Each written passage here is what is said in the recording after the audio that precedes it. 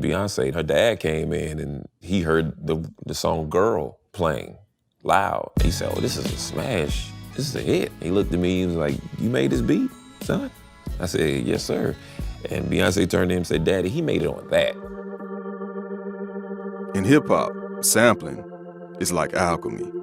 It's an art form that rearranges space and time, and the producers who build on the tradition use sonic DNA from the past to cook up the future. Now, even when you know how it works, it can still feel like magic. The name Ninth Wonder says it all. A proven innovator with a disciplined approach, he lends every sample he touches his own sense of soul.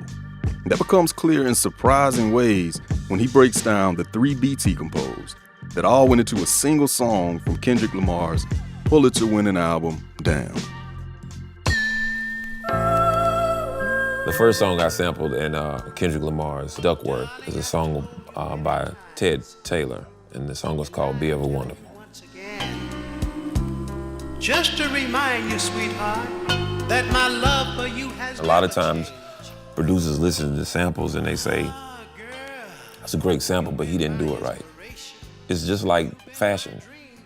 And maybe a shirt on this side, the jacket's over here, but it takes a mind to put all those together. It's the same thing with records. It's like, if you don't know how to dress this up, man, just don't wear it.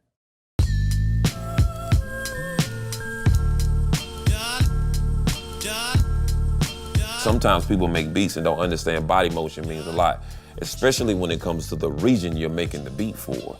So if I'm thinking of classic West Coast, I'm thinking this, I'm thinking of all the like different, foot movements and all of that stuff. And I also knew that Ludacris used this for Splash Waterfalls, the same sample. So now I'm thinking, okay, I have to flip it another way, so I'm fighting against 3 or 4 different thought processes. The second song that I sampled in Duckworth for Kendrick was called Ostabi Tribe. Ostabi Tribe, na putus mo,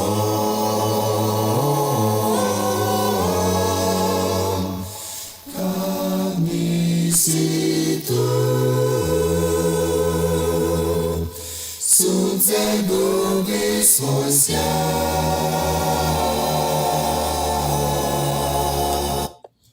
That's a lot going on. Progressive rock or prog rock has been a thing that a lot of us has been sampling for a while. As Q-Tip started sampling jazz, Dylan and Madlib really started to go to other countries and started digging there. So prog rock became like a thing. If I have a loop or a part of the sample that I want, I piece it together in my mind like a puzzle. I have this part. I have a middle to go along with it. Now I need an end. He